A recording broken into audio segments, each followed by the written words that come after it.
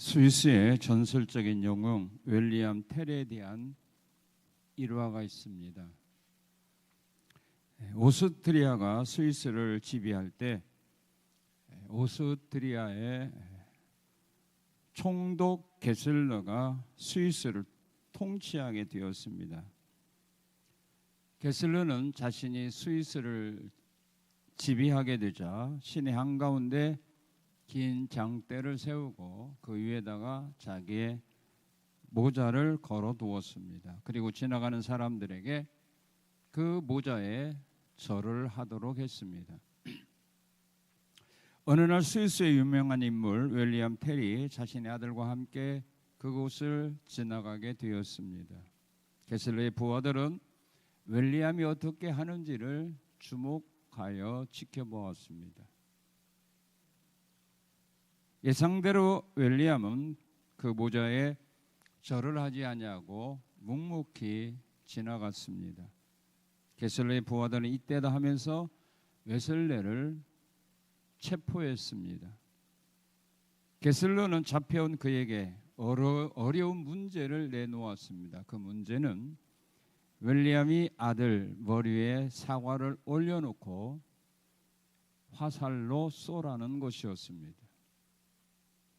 윌리엄 텔은 먼저 화살통에서 두 개의 화살을 뽑아 하나는 품에 넣고 하나는 활시 위에 얹고 아들의 머리 위에 있는 사과를 향하여 활을 당겼습니다. 화살은 정확하게 아들 머리 위에 사과에 꽂혔습니다. 게슬러가 윌리엄에게 왜 그대는 두 개의 화살을 뽑았는가 하고 물었습니다. 그 물음에 윌리엄은 만약 내가 실수로 사과를 맞히지 못하여 아들을 다치게 하거나 죽게 한다면 그때는 이 화살로 당신을 죽이려고 했다는 말을 합니다.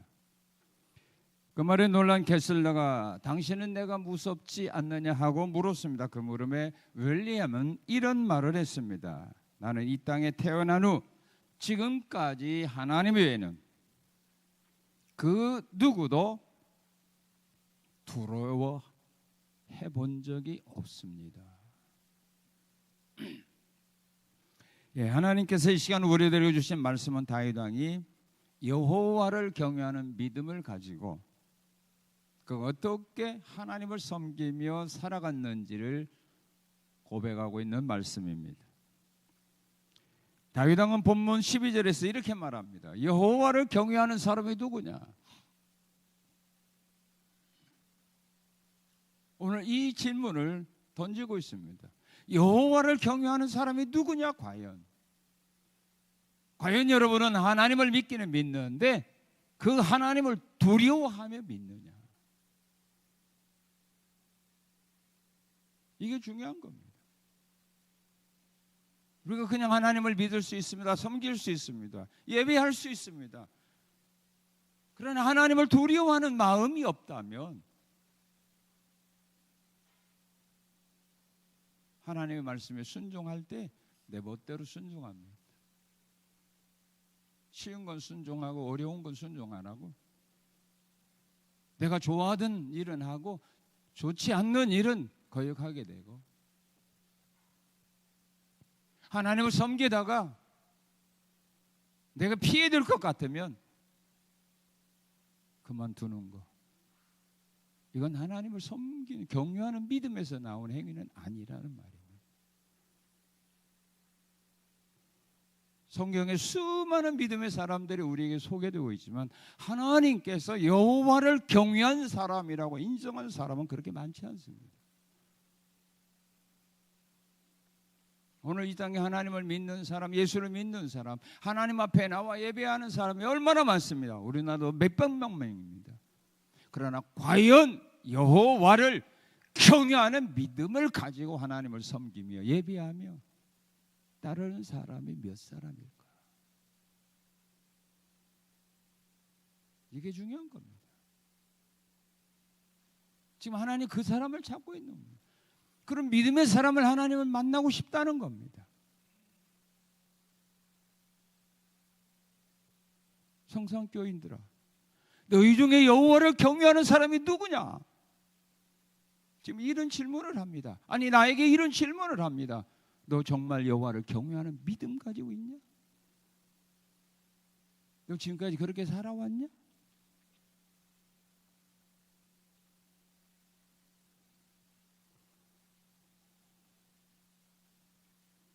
다윗은 하나님을 경외하는 믿음을 가지고 살았기에 그의 삶 속에서 어떤 믿음의 삶을 그가 살아왔는지를 오늘 본문을 통해서 우리에게 가르쳐주고 있습니다.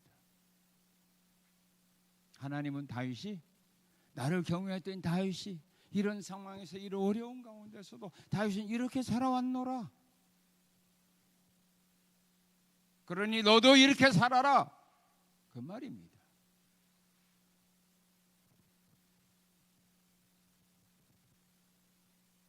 과연 나는 하나님을 경외하는 믿음을 가지고 지금까지 신앙생활하며 여기까지 왔는지, 아니 지금 나는 과연 하나님을 경외하는 믿음을 가지고 하나님을 예배하며 섬기며 사명을 감당하고 있는지, 오늘 말씀을 통해서 여러분 자신의 신앙을 한번 재점검해 보시기 바랍니다. 그리고 여호와를 경외하는 믿음이 어떤 믿음인가를 오늘 말씀을 통하여 바로 깨닫고, 그 믿음의 길이 힘들고 어려울지라도 앞으로 남아있는 신앙의 삶 속에서는 그 길을 끝까지 따라가다가 주 앞에 설 수 있는 사랑하는 성산의 성도들이 되시기를 축원합니다.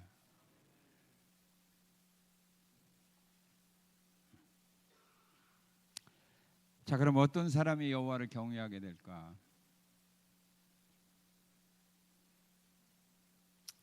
다시 말한다면 여호와를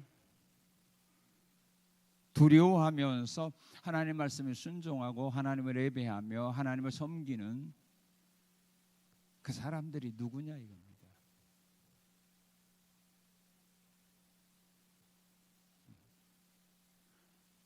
여러분은 우상을 두려워하지 않죠? 우상 두려워요? 몽둥이 두려워합니까? 그러면 사람이 들고 있으면, 깡패가 들고 있으면 두렵죠. 근데 몽둥이 스스로 있으면 아무리 통나무, 큰 나무라도 두려워하지 않아요. 왜요?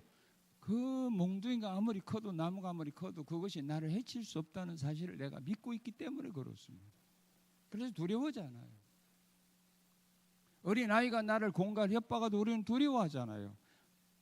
내가 당신 죽일 거야, 그 말 두려워하지 않아요. 그러나 나보다 힘이 센 사람이 나를 죽인다고 했을 때는 두려워하게 돼 있어요.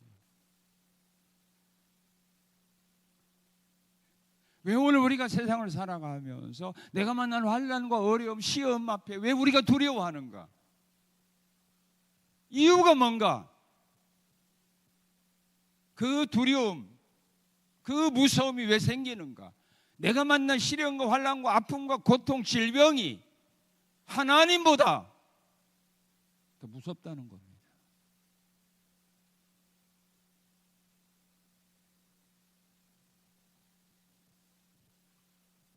그런 것보다 하나님이 더 무섭다면, 하나님이 두렵다면, 그 어려움 속에서 하나님이 나를 구원해 주시라는 믿음과 확신이 있다면 두려워할 이유가 없겠죠. 지금 내가 만난 어려운 문제 앞에서, 질병 앞에서, 물질의 문제 앞에서, 가정의 문제, 직장 사업의 문제 앞에서 내가 두려워하고 무서워하고 그 앞에서 겁먹고 있다는 증거가 뭐냐? 간단해요. 하나님을 경외하는 믿음이 없다는 그겁니다.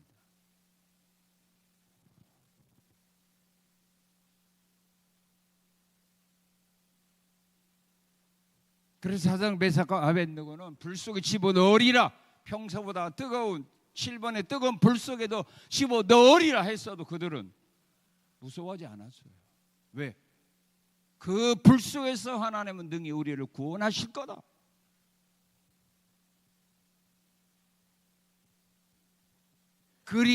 그리하지 아니할지라도 우리는 왕이 만든 우상 앞에 절할 수 없다.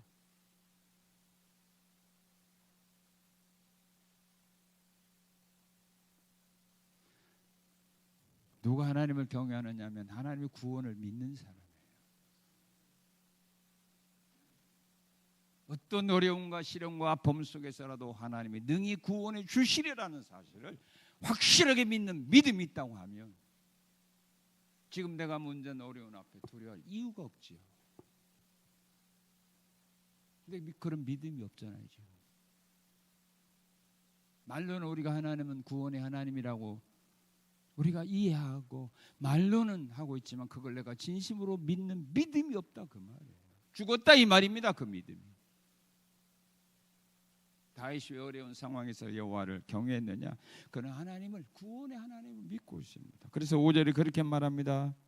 주는 내 구원의 하나님이시니 내가 종일 주를 기다리나이다. 주는 내 구원의 하나님이시니 내가 종일 주님을 기다리고 삽니다.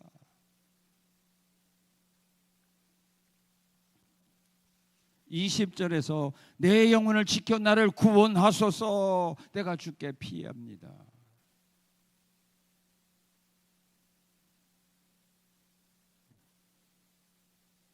이사야 43장 11절에서 하나님은 그렇게 말합니다. 나 곧 나는 여호와라. 나 위에 구원자가 없느니라. 나 위에 구원자는 이 세상에 없다. 나만 구원자다. 그걸 너 믿냐 이 말이에요.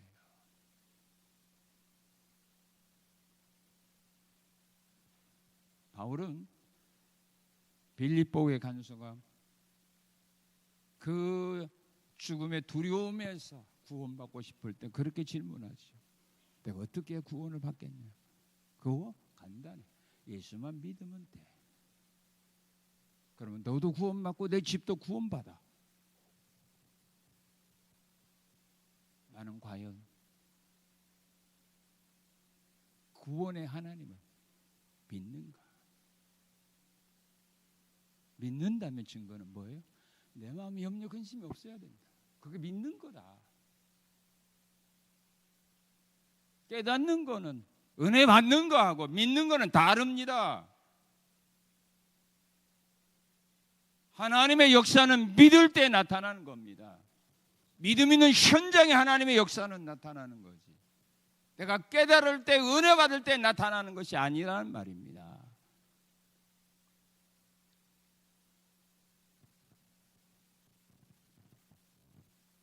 나를 죽이기도 하고 살리기도 하나님이기 때문에 그 하나님 우리가 두려워할 수밖에 없어요.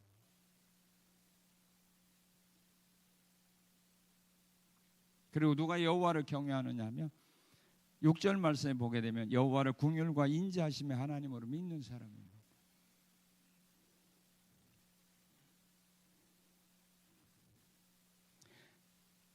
육 절에 보면 여호와여 주의 긍휼하심과 인자하심이 영원부터 있었사오니 주의 이것들을 기억하옵소서.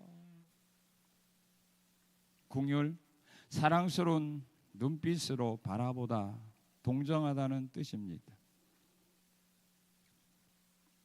그리고 인자는 친절자비라는 뜻으로 인간을 향한 하나님의 조건 없는 사랑과 은혜를 의미하고 있습니다.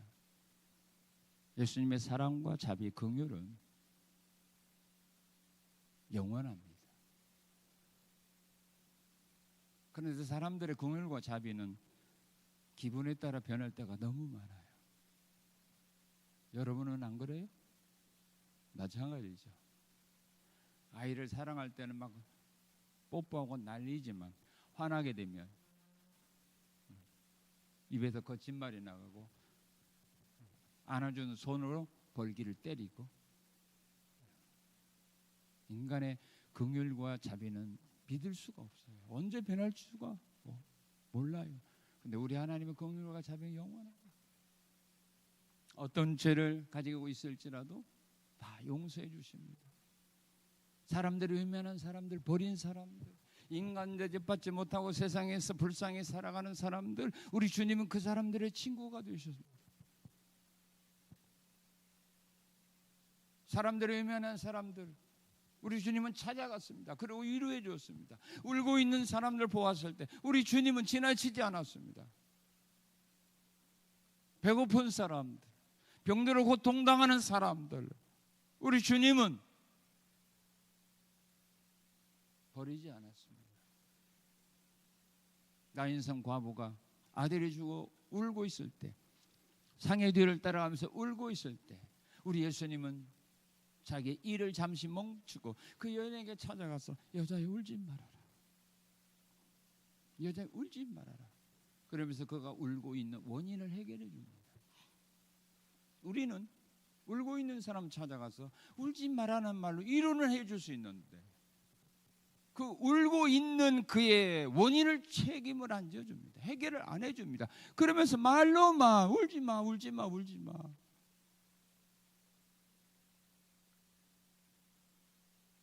물론 그런 말 안 하는 것보다는 좋지만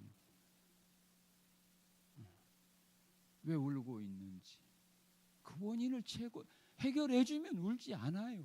울지 말라고 하지 않아도 울지 않아요.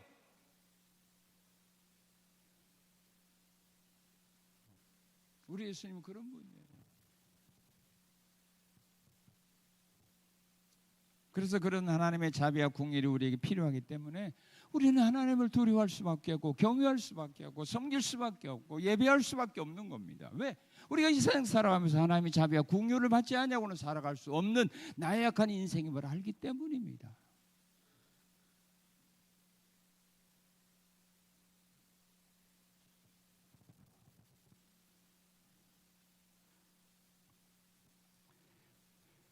시편 72편 12절 13절을 보게 되면 그는 궁핍한 자가 부르짖을 때 건지고 도움이 없는 가난한 자라도 건지고 가난한 자가 궁핍할 때 불쌍히 여기고 궁핍한 자의 생명을 구원한다. 사람들이 나를 외면해도 모른 척해도 내 궁핍가 어려울 때 가난할 때 주님은 나에게 찾아오셔 위로해주고 그 어려움 속에 건져주신 하나님입니다. 그래서 우리는 이것을 믿는 사람들이 하나님을 경외하며 사는 겁니다. 그리고 여호와를 선하고 정직하신 하나님을 믿는 사람들입니다. 다윗은 하나님을 그렇게 믿었습니다. 8절 9절을 보게 되면 여호와는 선하시고 정직하시니 그러므로 그의 도로 죄인들을 교훈하시리로다. 하나님은 선하고 정직하신 분입니다. 올바른 분입니다. 고든 분입니다. 좋으신 분입니다.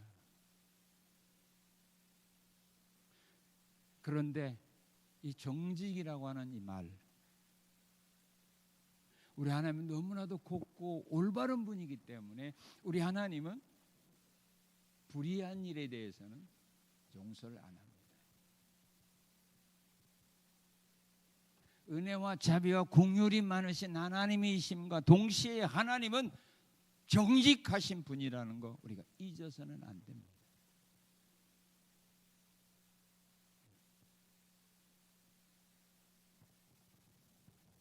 정직하신 분이기 때문에 공의로운 분이기 때문에 올바른 고든 분이시기 때문에 잘못한 일에 대해서는 하나님이 용서를 안 합니다. 이 세상에서는 잘못해서도 힘 좀 가지게 되면 다 그냥 넘어가는 일들이 너무 많습니다. 잘못한 일이라도 내가 사랑하는 사람이라면 좋아하는 사람이라면 그냥 그걸 없었던 일로 그냥 여기는 일도 너무 많이 발생합니다. 그래서 세상이 타락하게 되죠. 그런데 우리 하나님이 그걸 통하지 않습니다.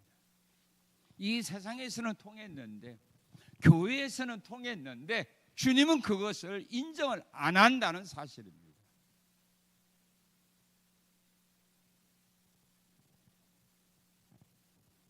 그래서 예수님 마지막 심판날에 있을 일에 대해서 이렇게 말씀하셨죠. 너희가 그때 많은 사람들이 내게 와서 이렇게 말할 거다. 주여, 우리가 주님 이름으로 선지자 노릇도 하고 능력도 권능도 행하면서 우리가 열심히 맡은 사명 감당했습니다 하고 자랑을 합니다. 칭찬받을 줄 알았습니다. 자기들 상 받을 줄 알았습니다. 왜? 하나님이라면서 능력도 기적도 행하고 열심히 일했기 때문 아닙니까? 사람들이 부러움의 대상으로 살았던 사람입니다. 많은 사람들이 나도 저분같이 나도 능력을 받아서 이랬으면 좋겠다라고 그런 말을 들으면서 신앙생활을 했습니다. 그런데 주님은 뭐라고 말합니까? 나 너희들 모르겠다. 누구냐? 어디서 왔냐? 그 이유가 뭡니까? 이유는 간단합니다. 너희가 일하면서 불법을 행했다는 겁니다. 법을 어겼다는 말입니다. 이유는 그거 하나입니다. 법을 어기면서 일했다는 말입니다. 법을 어기면서 선지자 노릇했다는 말입니다. 법을 어기면서 목사의 사명을 감당했다는 말입니다. 법을 어기면서 장로의 사명을, 집사의 사명, 권사의 사명, 찬양대의 사명, 교사의 사명을 감당을 하기는 하는데 법을 어겼다는 말입니다.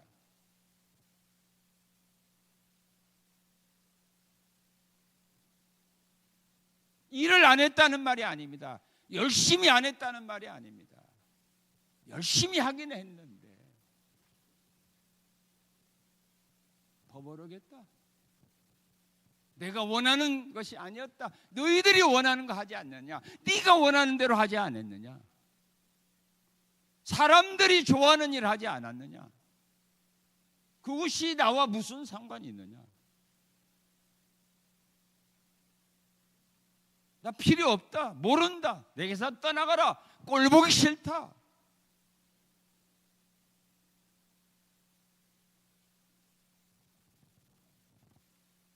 주님이 이렇게 말씀을 통하여 분명히 우리에게 가르쳐 주셨는데도 오늘 많은 사람들이 이 주님의 말씀을 무시하고 삽니다. 그래서 주님이 말씀하는 거죠. 그날에 많은 사람들이 바깥 어두운 곳으로 쫓겨나게 해서 슬피 울며 이를 가는 일이 있을까? 여러분, 그런 자 되지 마세요. 그날에 가서 후회해본다 돌이킬 수 없는 거예요. 이 세상에서 후회하면 기회가 주어지는데 주님의 심판 앞에서 후회하는 거 쓸데없는 짓이에요. 통하지 않아요.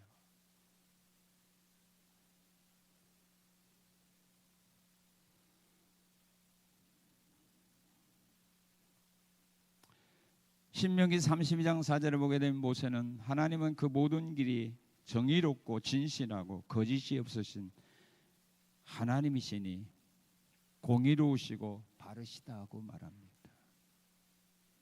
정직하신 하나님 믿는 사람은 하나님을 경외하고 두려워할 수밖에 없어요. 여러분 직장에서 일할 때도 마찬가지죠. 일할 때예요. 누가 무서워요? 대충 넘어가는 사람 아니잖아요. 원리 원칙대로 법대로 하는 사람 아닙니까? 그냥 눈 한번 감아줘도 되는 일인데도 조금 더 틀렸으면 그걸 다시 해오라고 하면 그분 앞에 우리는 두려워할 수밖에 없어요. 그 사람 일 맡기게 되면 긴장할 수밖에 없어요. 그런데 그냥 제대로 파악도 않고 그냥 도장 빵빵 찍어주는 상사는 두려움이 없어요. 어떤 일 맡겨도 걱정이 없어요. 하나님은 정의로우신 하나님. 일할 때 우리가 그냥 설렁설렁해서는 안 된다는 말이에요. 그냥 우리 좋은 대로 하자. 절대로 안 된다 그 말이에요. 하나님이 원하는 방법이 뭔가? 우리가 이 일을 할 때 어떤 마음과 자세와 정성을 가지고 일을 해야 되는가? 그리고 일하면서 점검을 해봐야 되는 겁니다.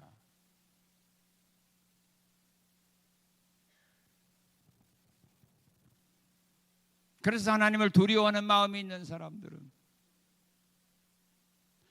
하나님의 법을 지키며 살아간 겁니다. 자기의 뜻보다 하나님의 뜻이라면 자기의 모든 것을 희생하며 살아간 겁니다.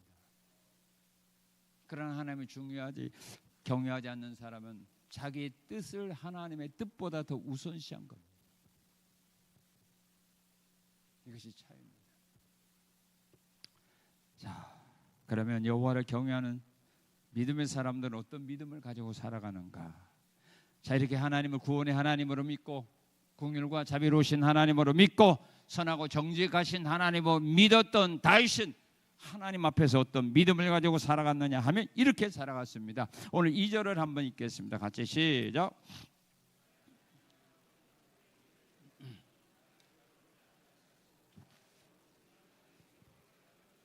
예, 어떻게 살아갔습니까? 하나님을 어떻게 우러러봤다고 말합니다. 여호와여, 나 영원히 주를 우러러보나이다. 우러러본다, 들어 올리다는 뜻으로 자신이 하나님을 향하는 마음을 높이 들어 하나님을 우러러본다는 고백입니다. 즉 하나님을 바라보며 살아갔다는 말입니다. 하나님을 소망하며 기대하며 그렇게 살아갔다는 말입니다. 이사야 40장 31절에 보면은 여호와를 앙망하는 사람은, 여호와를 바라보는 사람들, 여호와를 기대하는 사람들은 하나님으로부터 새 힘을 공급받는다라고 말하지 않았습니다. 청년이라도 소년이라도 장년이라도 달려가고 뛰어가면 피곤하고 곤비하여 쓰러지고 넘어지지만 여호와를 경외하는 자는 달려가도 뛰어가도 올라가도 피곤치 아니할 거다.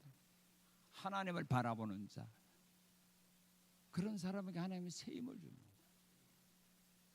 왜? 다윗은 자기가 왕 아닙니까? 왕이 뭘 바라봅니까? 누구를 바라보고 삽니까? 최고의 권력자인데, 이스라엘에서 최고의 권력자인데 누구를 바라보고 누구의 도움이 필요합니까? 그런데 다윗은 하나님을 날마다 바라보며 삽니다. 기대하며 삽니다. 소망하며 삽니다. 그 이유가 뭐냐? 하나님을 바라보는 사람은 3절에 보니까 주를 바라보는 자는 뭘 당하지 않아요? 뭘 당하지 않아요? 예, 수치를 당하지 않는답니다. 그리고 5절에 보면은 주의 진리로 나를 지도하시고 구원하소서. 주는 내 구원의 하나님입니다. 그래서 내가 주님을 바라봅니다. 하나님 바라보는 자를 주님은 구원해 줍니다. 그리고 15절을 보게 되면 15절 내 눈이 항상 여호와를 바라보면 내 발을 그물에서 벗어나게 하실 것이다. 그물에서 벗어나게 합니다. 새가 그물에 걸리면 끝나는 거예요. 스스로 힘으로 벗어나기 힘듭니다. 지금 여러분들 어떤 그물에 걸려 있나요? 여러분 스스로 힘으로 벗어날 수 없으면 하나님 바라보세요.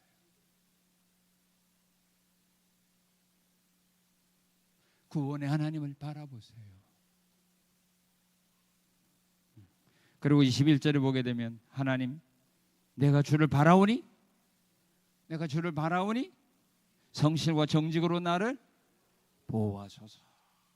그래서 다윗은 하나님 우러러보는 거예요. 왕인데, 최고의 권력을 가진 사람이지만 자기보다 더 위대하신 하나님의 그 능력이, 구원이, 사랑이, 자비가 필요했기 때문에 왕이지만 그 날마다 하나님을 바라보며 사는 겁니다. 우러러보며 살아가는 겁니다.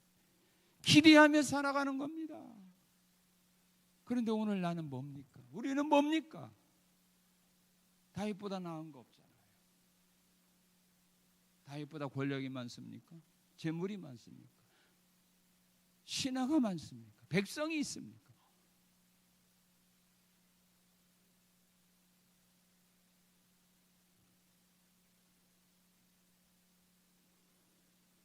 그래서 여호사밧이 적군에 포위되었을 때 하나님을 바라본 거예요. 스데반 집사가 돌에 받아 죽었을 때 하늘을 바라본 거예요. 주님을 바라본 거예요. 그래서 그 모든 어려움을 이기게 하지 않았습니까? 여호사바당이 적에 포위되었을 때 그 포위된 상태에서 벗어나게 하지 않았습니까?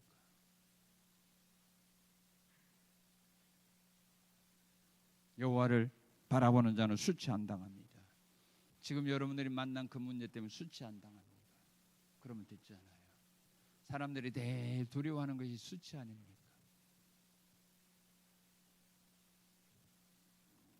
자, 그리고 여호와를 경외하는 사람은 자, 어떤 믿음을 가지고 사는가? 2절을 보니까 나의 하나님이여 내가 주께 뭐하였사오니? 의지했사오니. 의지 믿었다, 신뢰하다, 확신하다, 기대다, 그 말입니다. 자, 여러분들은 하나님을 얼마나 의지합니까? 하나님을 얼마나 믿습니까? 얼마나 신뢰합니까?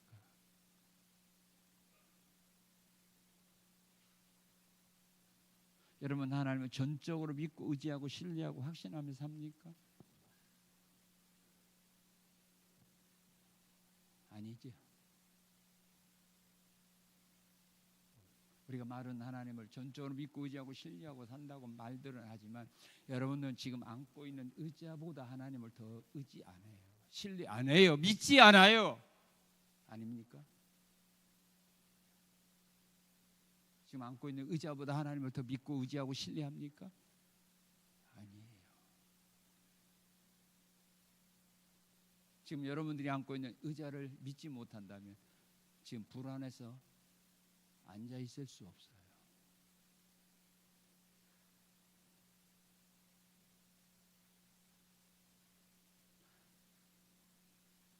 우리가 말은 하나님을 내가 전적으로 믿고 의지한다고 하지만 실제적으로 봤을 때는 내가 안고 있는 의자보다, 내가 살고 있는 집보다, 내가 타고 가는 자동차보다 의지 못할 때가 너무 많아요.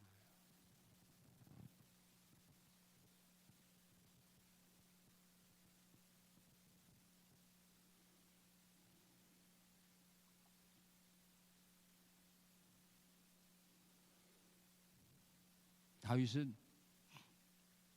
골리앗과 싸우러 갈 때 그는 하나님 의지하고 갔어요. 하나님 믿고 갔어요. 믿을 때 확신했어요.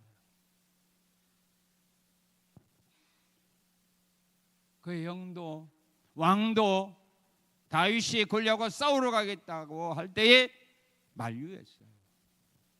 그러나 다윗은 하나님에 대한 믿음이 확고했기 때문에 담대히 나간 거예요. 사자 입에서 나를 건지신 하나님이 골리앗의 손에서 나를 건지시리라. 그걸 그는 확신했어요.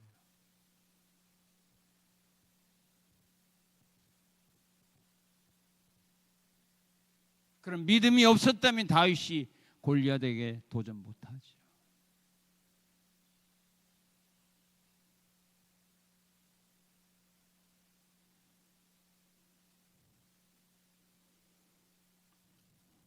우리는 하나님에 대한 믿음, 확신 어느 정도인가?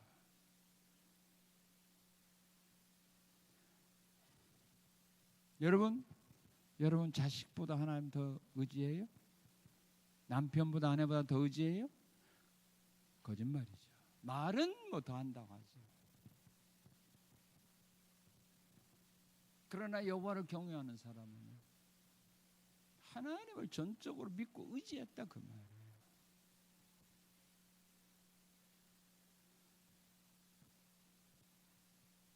이것이 우리의 믿음, 내가 스스로 알 수 있는 방법입니다. 하나님에 대한 의지가 어느 정도인가?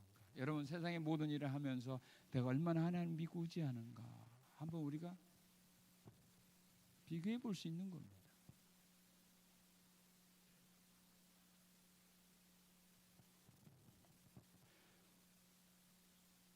친구 말보다 하나님의 말씀을 내가 더 믿고 확신하는가? 아내 말보다 남편의 말보다 내가 하나님의 말씀을 더 믿고 확신하는가? 말은 더 확신, 믿는다라고 말하지만 그런 실제적인 나의 삶 속에 일어나는 현실들을 보게 되면 아니다고 하는 열매들이 얼마나 많이 나타나고 있는 것입니까?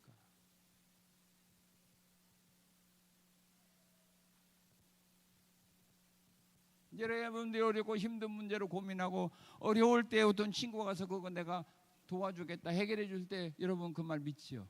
그럼 이제 안심이죠. 근데 하나님의 말씀은 내가 들었을 때 그런 안심이 안 와요.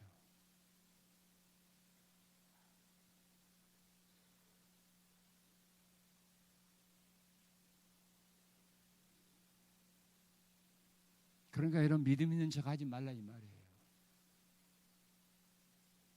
알맹이가 다 피어 있는 겁니다. 우리는 정말 하나님이 보기를 원하는 그런 믿음으로 하나님 앞에 나타나야 될 때에 하나님 원하는 그런 열매를 보이지 못하고 우리는 살아오고 있습니다. 그런데 속도 모르고 주변에 있는 사람은 믿음 좋다고 너무 믿음 좋다. 주님이 과연 나에게 믿음 좋다고 인정하느냐, 이것이 더 중요합니다.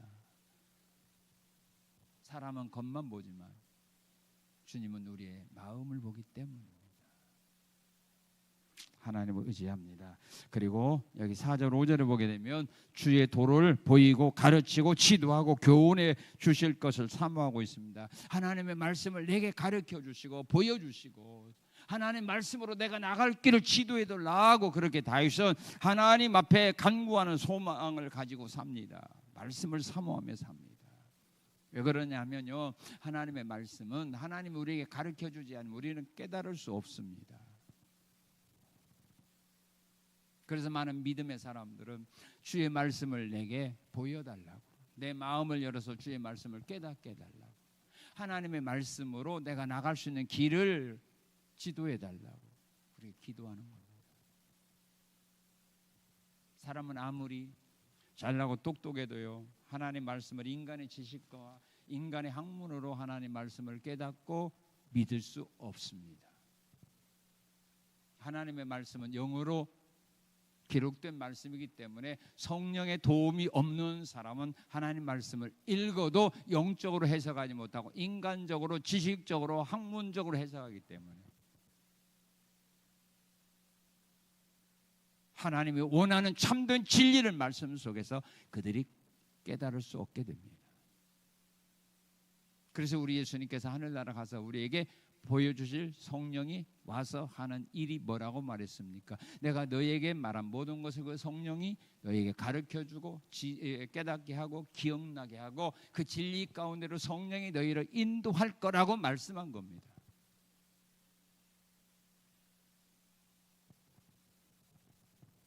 하나님께서 이스라엘 나라 백성들이 바벨론의 포로 생활할 때 그들에게 하나님은 약속했습니다. 너희 마음에 있는 그 굳은 마음, 완악한 마음들을 내가 제하고 살같이 부드러운 마음을 너에게 줄 거고 내 영을 너에게 주어서 내 율례를 지켜 행하게 하리니 너희가 내 법을 지키리라. 하나님의 말씀은 누가 깨닫느냐, 누가 지키느냐, 누가 말씀대로 살아가느냐, 믿음이 좋은 사람이 아니라 직분자들이 아니라 하나님의 성령의 지도를 받는 사람만이 하나님의 말씀을 깨닫게 되고 말씀대로 살아가게 된다, 그 말입니다. 그래서 우리는 믿음이 약하다고 신앙생활한 지 얼마 안 된다고 낙심하지 말라 이 말입니다. 주의 성령이 오시게 되면, 성령이 나를 통하여 역사하게 되면 목사보다 장로보다 집사보다 권사보다 초신자일지라도 더 하나님의 말씀을 잘 깨닫고 그대로 지켜 행하는 일에 앞장서게 됩니다.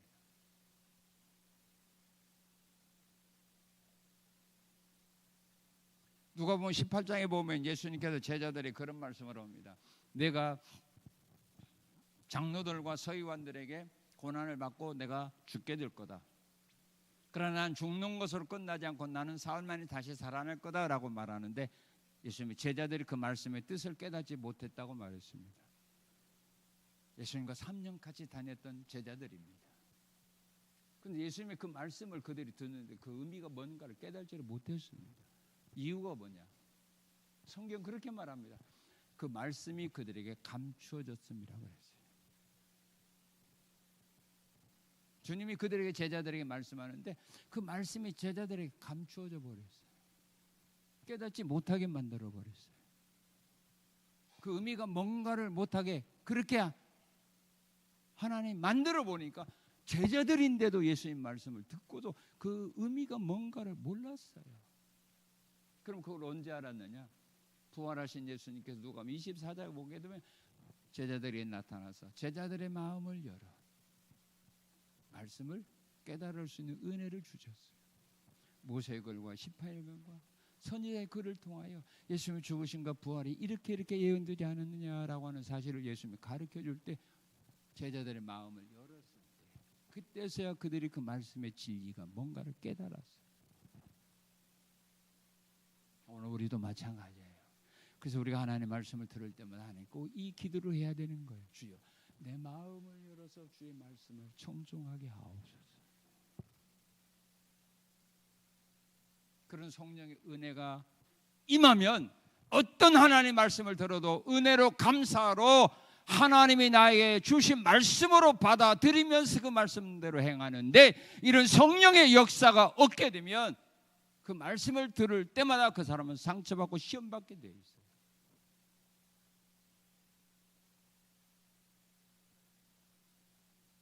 성령의 역사 없습니다.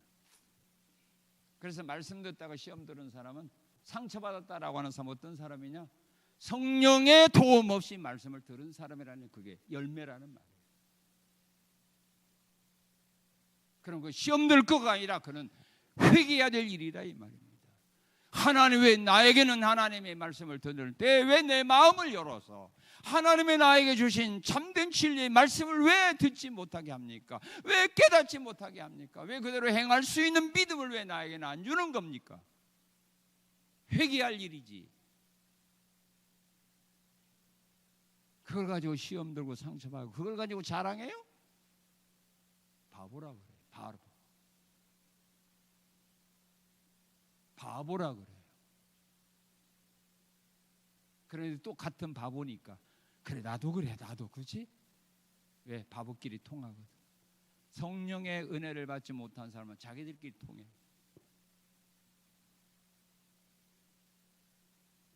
혹시라도 시험 받으시더라도 어떻게 해요? 속으로 혼자 바보 안 되려면 혼자 그냥 삼켜요. 그리고 기도해요. 함대 마음을 열어서 주의 말씀을 깨닫고 믿고 행할 수 있는 은혜를 주옵소서. 왜 다른 사람에게 주는데 왜 나에게는 안 주셨습니까? 자, 그리고 7절, 11절, 18절에 보게 되면 자신의 죄를 사해달라는 기도를 합니다. 네, 죄를 사해 주세요. 7절에 여호와여 내 젊은 시절의 죄와 허물을 기억하지 마시고 주의 인자심을 따라 주께서 나를 기억하시되 주의 선하심으로 하옵소서.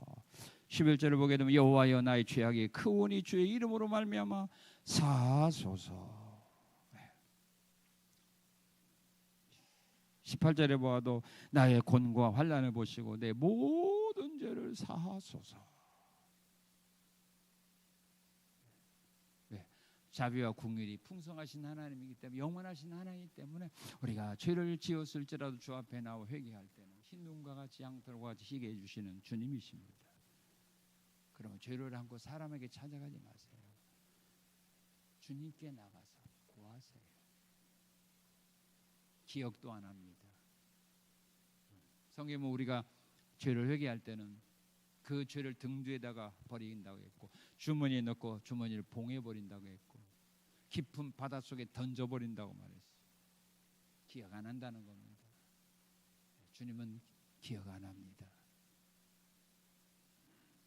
자, 그리고 16, 17, 18, 19, 20, 21절, 22절 말씀 보게 되면 근심, 고통과 근심 중에 있을 때 하나님께 기도하는 믿음을 가지고 삽니다. 16절에 보게 되면 구원을 은혜를 강구했습니다. 17절에는 고난 가운데 구원을 구했습니다. 또 18절에 보면 죄사함을 구했고 19절에 보면 구원을 구했고 수치를 당하지 않게 해달라고 했고 21절에는 보호해 주기를 원했고 22절에는 속량이 되려고 구원합니다. 자기가 안고 있는 문제를 자기 스스로 해결하려고 노력하지 않고 그 모든 문제를 하나님께 나와서 해결해 달라고 기도합니다. 내가 만난 이 문제 때문에 수치 당하지 않게 해주세요. 나를 보호해 주세요. 나 좀 구원해 주세요. 내 죄 좀 사해 주세요. 혼자 고민하지 마시고 주 앞에 나와서 구하는 겁니다. 왜? 하나님은 구원의 하나님으로 믿기 때문입니다. 긍휼과 자비로우신 하나님을 믿기 때문입니다. 선하신 하나님으로 믿기 때문입니다. 환난 날에 나를 부르라. 내가 너를 건지 네가 나를 영화롭게 하리라. 믿습니까? 시편 34편 6절에 보게 되면 이 곤고한 자가 부르짖으며 여호와께서 들으시고 그의 모든 환난에서 구원하셨도다. 이 곤고한 자가 부르짖을 때, 고난 가운데 부르짖을 때 하나님께서 구원하셨더라. 그리고 여호와를 경외하는 사람들이 받게 되는 복이 있어요. 어떤 복을 받느냐면, 자 12절에 보니까 택할 길을 가르쳐 주신다고 말했습니다. 표준 성경에서는 우리가 선택할 길을 가르쳐 준다 그렇게 말하고 있습니다. 공동번역에서는 바른 길을 우리에게 가르쳐 준다. 여호와를 경외한 자들이 택할 길, 바른 길, 그들이 선택할 길을 우리 하나님께서 가르쳐 줍니다. 우리가 선택하게 되면 잘못된 것을 선택할 수가 많습니다. 그런데 하나님이 선택한 길을 가게 되면 거기는 생명이 있고 구원이 있습니다. 이삭이 가나안 땅 흉년 들을 때 애굽으로 가려고 하는데 하나님 말하면 너 애굽으로 가지 말고 내가 지시하는 이 땅에 머물러 있어. 그럼 내가 너에게 복을 줄 거라. 야곱이 아들 요셉이 애굽에서 초청했을 때 그 애굽으로 갈까 말까 두려워할 때 하나님은 야곱에게 말합니다. 또 애굽으로 내려가라 그렇게 말합니다. 애굽으로 내려가. 걱정하지 마 내려가라. 형의 낯을 피하여 애굽으로 고향을 떠나게 됐을 때 그 라반의 집에서 20년 동안 머슴 살아고 할 때 하나님 말합니다. 너 다시 가나안으로 가라 가르쳐 줍니다.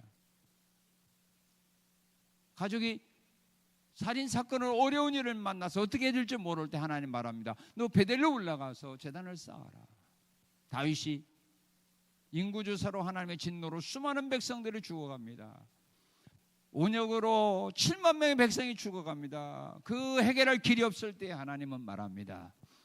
오르는 타작마당에 올라가서 여호와를 위하여 제단을 쌓아라. 그 길을 갑니다. 그 길, 하나님이 가르쳐준 그 길을 갔던 그들은 망하지 않았습니다. 살아났습니다. 하나님이 택할 길을 가르쳐 줍니다. 우리가 후회하는 것이 뭘까요?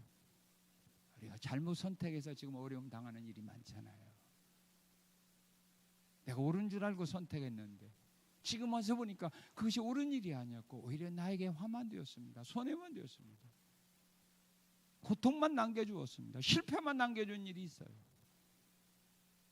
우리가 선택할 길 가르쳐줍니다.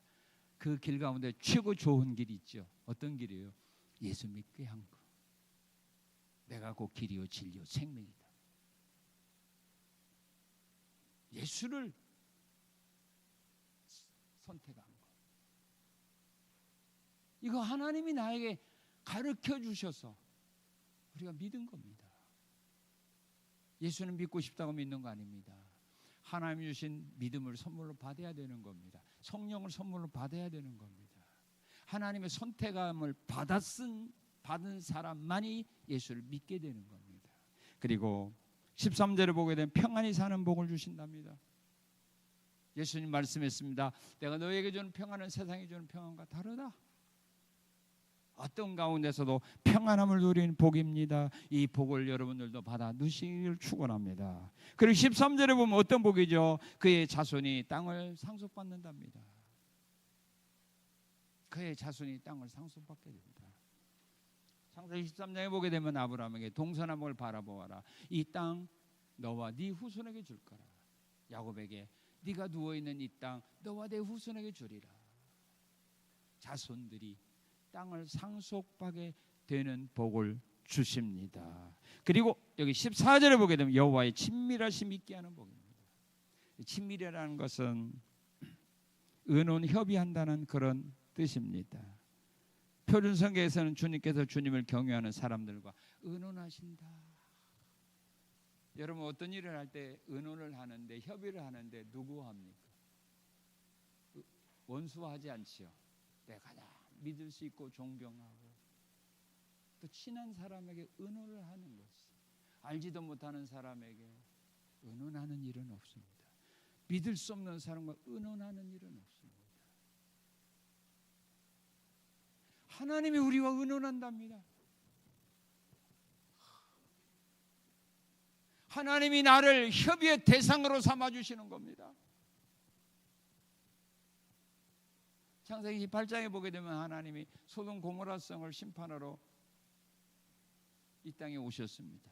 그런데 심판하기 전에 믿음의 사람 아브라함과 의논하잖아요. 내가 소돔 성을 심판하려고 한다. 그럴 때 아브라함이 그러죠. 의인을 악인과 함께 멸하는 거 그건 옳지 않지 않습니까? 의인 50명만 있다면 멸하지 마세요. 그래 알았어. 45명 그래 알았다. 40명 예 알았다. 30명 그래 알았다. 20명 10명 그래 알았다. 그거는 거예요. 그냥 가서 할 수 있는 일 아닙니까? 그런데 성경에 보면 아브라함을 하나님 친구라 그렇게 말해요. 예수님 말씀했죠. 우리를 뭐라고? 친구라고. 친한 친구.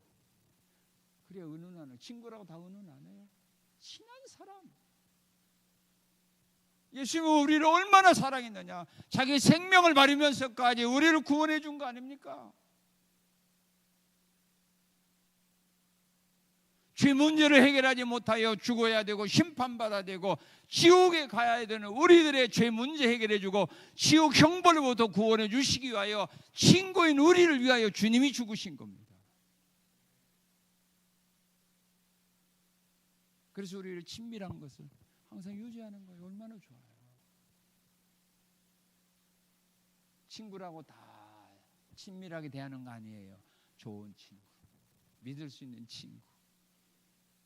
그럼 주님이 여러분에게 하나님 우리에게 그렇게 친밀하게 해주기 위해 우리가 여호와를 경외하는 믿음을 가지고 살아가라 이 말이에요.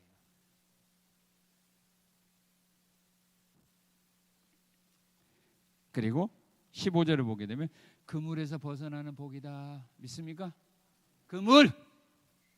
여러분 스스로 해결할 수 없는 문제들, 여러분을 지금 억압하고 있는 그 여러 가지 염려, 근심, 고통의 문제들, 질병의 문제들, 재정의 문제들, 모든 문제들로부터 주님이 구원해 주신다 이 말입니다. 그물에 걸려있는 새 스스로 벗어날 수 없지만 누군가 그를 그곳에서 구원해 준다면 그 새는 자유롭게 창공을 향하여 날아갈 수 있게 되는 겁니다. 여러분 지금 무엇에 걸려서 무엇 때문에 날지 못하고 있습니까? 무엇 때문에 자유를 누리지 못하고 살아가는 겁니까? 그 그물로부터 우리 하나님이 벗어나게 해주신다 그 말입니다. 그러기 전에 하나님께서 우리에게 요구하는 거가 있는데 뭐냐? 여호와를 경외하는 믿음을 가지고 있느냐. 과연 지금까지 우리가 신앙생활하며 여기까지 나왔는데 지금 나의 믿음을 보실 때 하나님 뭐라고 판단하실까? 나는 정말로 나를 경외하구나 이렇게 말할 수 있을까? 아브라함도요 하나님으로부터 네가 나를 이제야 나를 경외하는구나 이런 말을 들은 때가 언제냐면 창세기 22장입니다. 이삭을 하나님의 말씀에 순종하여 번제물로 드리는 그 일을 하는 그 모습을 끝까지 지켜보시고 하나님이 하신 말씀이 그 말입니다. 내가 이제야 네가 나를 경외하는 줄 알았다. 이삭을 하나님께 번제로 드리는 그 말에 아브라함이 거역하지 않았던 이유가 뭐냐? 하나님을 두려워했기 때문입니다. 이것이 여호와를 경외하는 믿음입니다. 여러분도 앞으로 남은 신앙의 삶 속에서 하나님을 경외하는 믿음을 가짐으로써 오늘 하나님이 경외하는 자에게 약속한 은혜와 복을 앞으로 남은 삶 속에서 여러분 풍성히 받아 누리며 살아가시는 은혜가 있으시기를 축원합니다. 감사합니다. 감사합니다. 여호와를 경외할 수 있는 믿음을 가질 수 있도록 오늘 말씀 주셔서 감사합니다. 이 믿음 다윗에게 주셨던 하나님 오늘 우리에게 주시고 또한 우리도 다윗과 같은 그 길을 걷게 하신 감사드리며 예수님 이름으로 기도하옵나이다. 아멘.